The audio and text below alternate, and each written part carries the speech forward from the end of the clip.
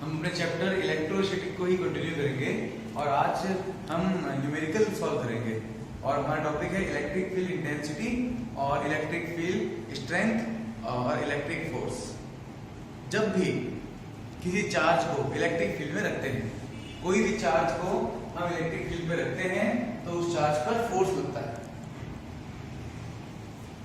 जैसे एक चार्ज है, इस चार्ज को हमने एक एक्सटर्नल इलेक्ट्रिक फील्ड में रखा और उस एक्सटर्नल इलेक्ट्रिक फील्ड की वैल्यू है ई वेक्टर।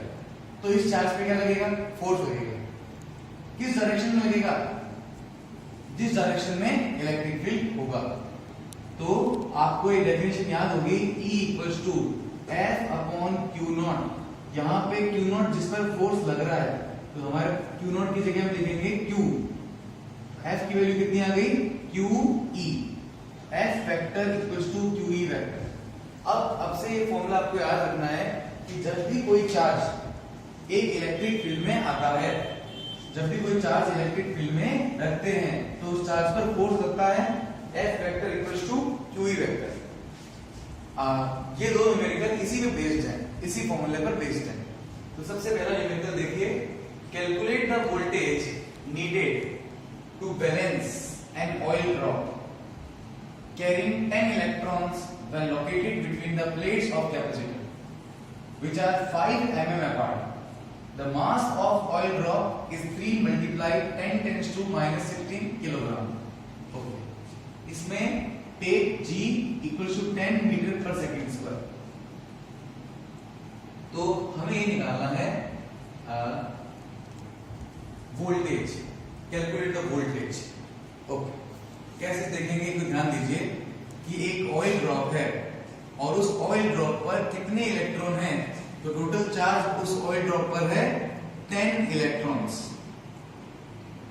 ओके, और ऑयल ड्रॉप का मास कितना है? 3 multiply 10 tens to minus 16 KG.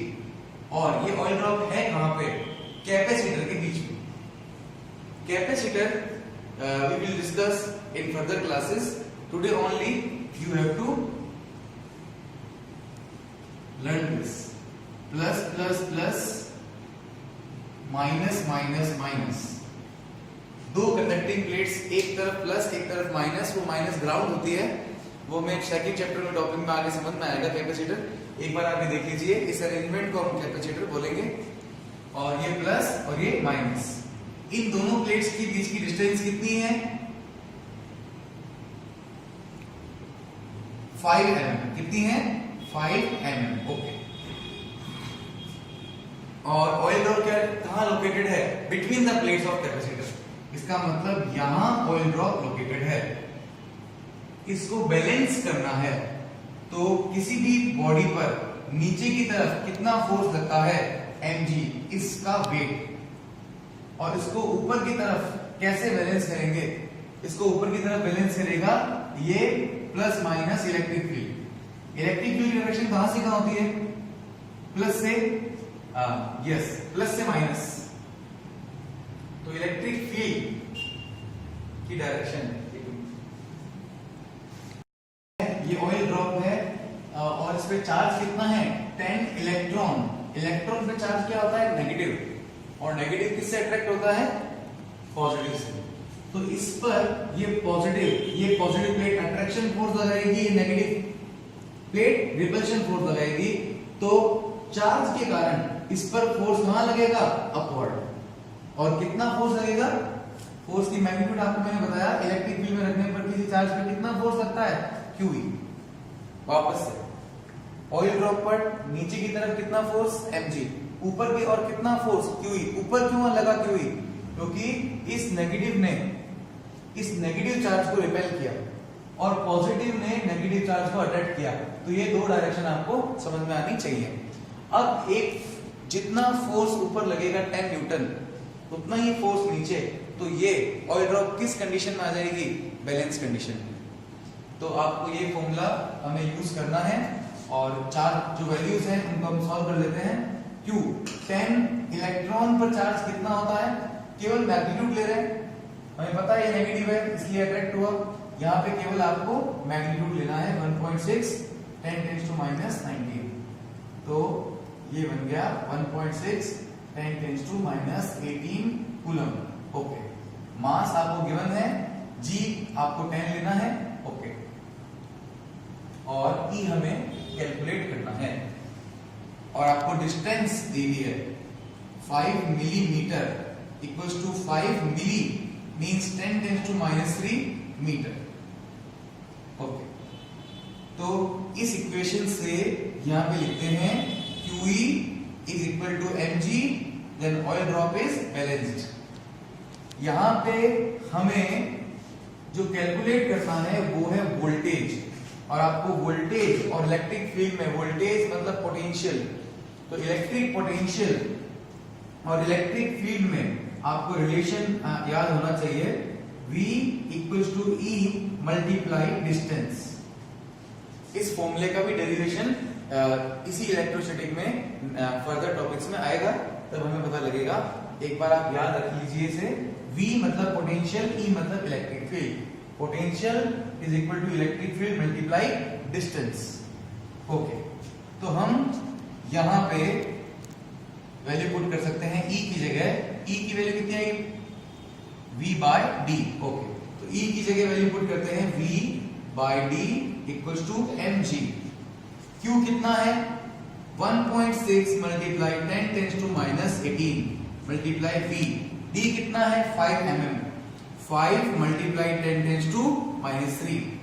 M कितना है? 3 मल्टीप्लाई 10 to -16। G की वैल्यू है 10। ओके, यहां से हम V को कैलकुलेट कर सकते हैं। V is equal to 3 multiply 10 to -16 multiply 10, ये क्रॉस मल्टीप्लाई से 5 into 10 to -3 ऊपर आएगा, और अपॉन में 1.6 10 to -18। ओके, इसे सॉल्व करेंगे तो हमारे पास डायरेक्ट वैल्यू आती है 9 मल्टीप्लाई 9.375 वोल्ट। 9.375 वोल्ट। तो हमें इलेक्ट्रिक ऑयल ड्रॉप को बैलेंस करने के लिए इतना पोटेंशियल क्रिएट करना होगा। नेक्स्ट न्यूमेरिकल देखिए, an electron moves A distance of 6 centimetre when accelerated from rest by an electric field of strength 2 multiplied 10 to 4 Newton per coulomb, calculate the time of travel। Electron पहले rest में था, electron पर एक electric field ने force लगाया। Electron पहले rest में था, इलेक्ट्रॉन पर एक इलेक्ट्रिक फील्ड ने फोर्स लगाया, जिससे उसने मोशन में आया फोर्स लगने के कारण, और उसने कितना डिस्टेंस ट्रेवल किया? 6 सेंटीमीटर डिस्टेंस ट्रेवल किया। तो इस क्वेश्चन से एक टॉपिक देखिए, हमें क्या समझ में आया। इलेक्ट्रॉन इनिशियली रेस्ट में था, U इक्वल्स टू 0। ओके, कितना? अब उस पर किसने फोर्स लगाया? When accelerated by electric field of strength 2 into 10 to 4। तो उस पर एक इलेक्ट्रिक फील्ड लगा, कितना? 2 into 10 to 4। इसमें उस पर फोर्स अप्लाई किया। फोर्स अप्लाई करने के बाद ये मोशन में आया, और कितना डिस्टेंस चला? 6 सेंटीमीटर डिस्टेंस चला। ओके, आपको ये निकालना है कि ये डिस्टेंस इसने कितने टाइम में ट्रेवल की। ये 6 सेंटीमीटर डिस्टेंस कितने टाइम में ट्रेवल की, तो टाइम कैलकुलेट करना है। यहां से हम फोर्स कैलकुलेट कर सकते हैं। यस, इलेक्ट्रॉन पे फोर्स कितना लगता है? कोई भी चार्ज इलेक्ट्रिक फील्ड में आता है तो उस पर फोर्स कितना लगता है? QE। फोर्स चार्ज तो क्या है यहाँ पे? इलेक्ट्रॉन -19। E की वैल्यू कितनी है? 2 into 10 to 4।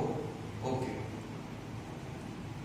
यहां मैंने नेगेटिव साइन नहीं लिया क्योंकि मैं केवल मैग्नीट्यूड ले रहा हूं। अगर यहाँ पे वेक्टर लगाता तो नेगेटिव साइन लेता, इलेक्ट्रॉन का साइन था। ओके, क्योंकि इलेक्ट्रिक फील्ड जिस डायरेक्शन में होता है इलेक्ट्रॉन पर फोर्स उससे अपोजिट डायरेक्शन में लगता है।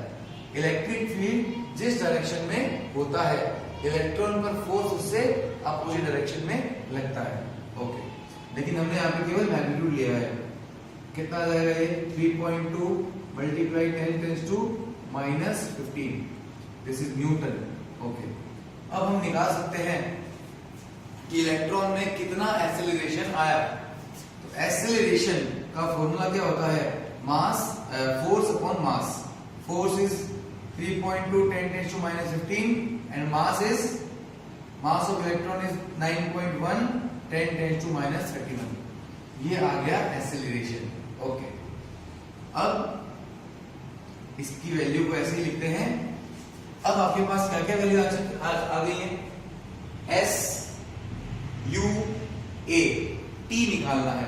फिर से ध्यान दीजिए, एस यू ए टी, इन चार चीजों से कौन सी इक्वेशन बनती है? इन चार चीजों से कौन सी इक्वेशन बनती है? Second equation of motion, S equals to U T plus half A T square. S initially rest में था 0, हाफ ए कितना है? 3.2 मल्टीप्लाई 10⁻⁻15, 9.1 10⁻⁻31 और मल्टीप्लाई में क्या हो गया? T square. ओके, एस कितना है?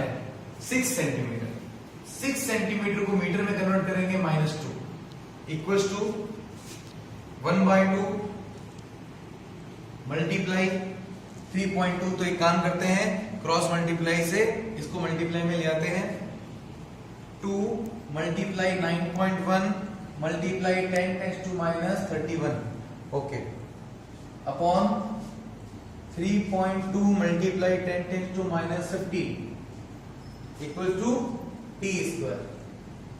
यहां से टी को कैलकुलेट करेंगे, दोनों तरफ रूट लेंगे। 6 मल्टीप्लाई 2 12 मल्टीप्लाई 9.1 -13 33 और 3.2 ये -15 ऊपर जाएगा, ये आ जाएगा माइनस का 18।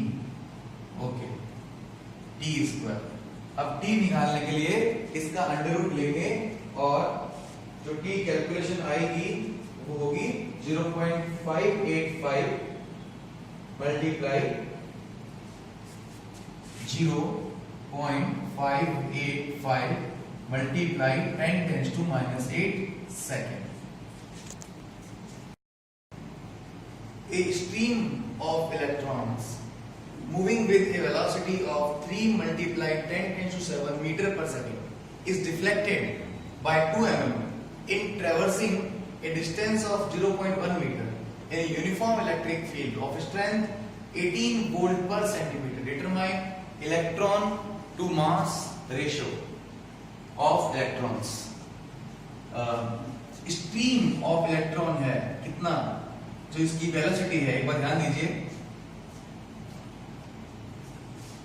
स्ट्रीम ऑफ इलेक्ट्रॉन मतलब इलेक्ट्रॉन की बीम, उनकी वेलोसिटी कितनी है? 3 × 10⁻⁷ और वो डिफ्लेक्ट होती है। डिफ्लेक्ट का मतलब मुड़ना। कैसे डिफ्लेक्ट होती है? देखिए, जैसे इस डायरेक्शन में, एक्स डायरेक्शन में एक इलेक्ट्रॉन की बीम जा रही थी, ये इलेक्ट्रॉन बीम है, और इस इलेक्ट्रॉन बीम पर एक फोर्स लगा। किसने फोर्स लगाया? इलेक्ट्रिक फील्ड ने। डिफ्लेक्ट कब, किसी भी चीज की डायरेक्शन चेंज कब होती है, कोई भी चीज डिफ्लेक्ट कब होती है? जब उस पर एक फोर्स लगता है, और वो फोर्स किसने लगाया? इस क्वेश्चन में गिवन है, इलेक्ट्रिक फील्ड ने लगाया। इलेक्ट्रिक फील्ड ने फोर्स लगाने पर वो डिफ्लेक्ट हो गई ऐसे। ऐसे कब डिफ्लेक्ट होगी? जब यहां पर पॉजिटिव प्लेट होगी इलेक्ट्रिक फील्ड की और यहां पर नेगेटिव प्लेट होगी।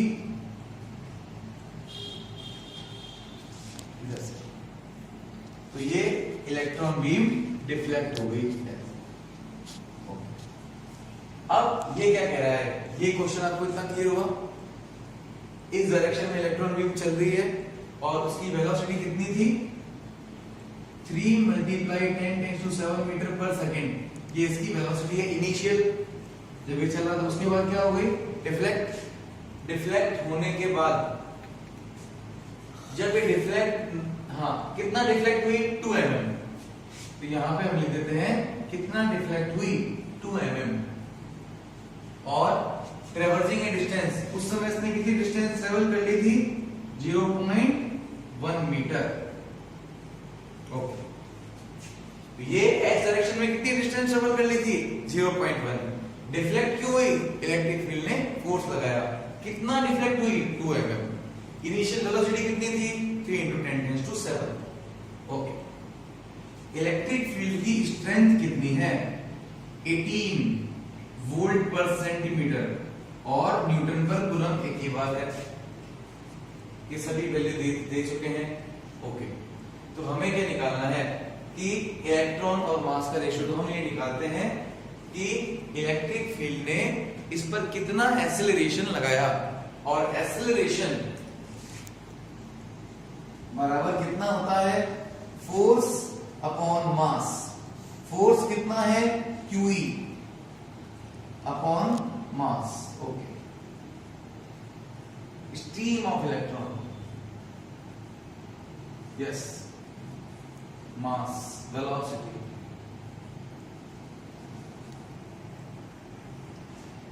इस एक्सेलरेशन को इक्वेशन देते हैं हम 1।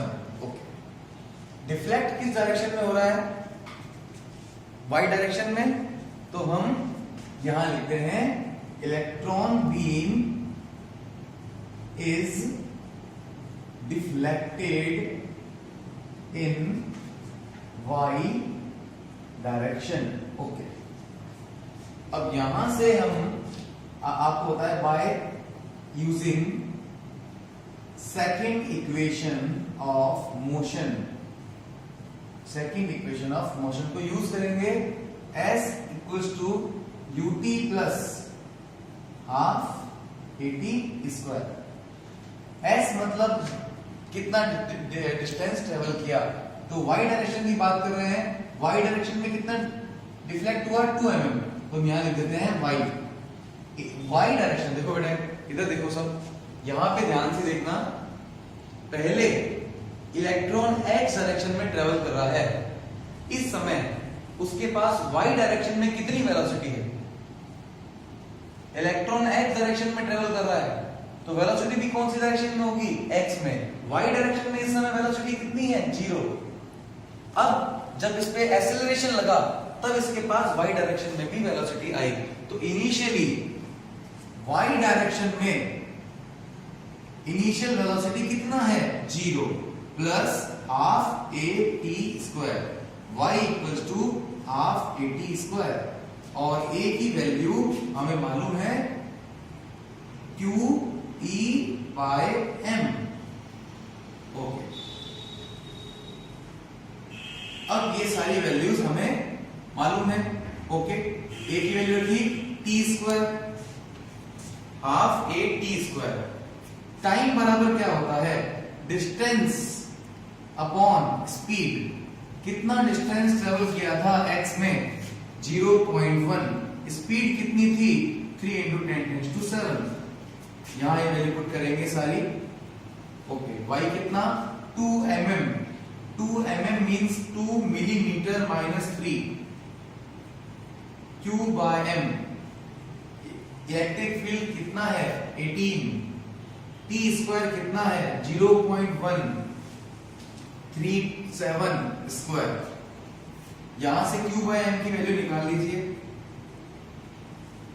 Cross multiply 4 × 10⁻³ 3 × 10⁷²।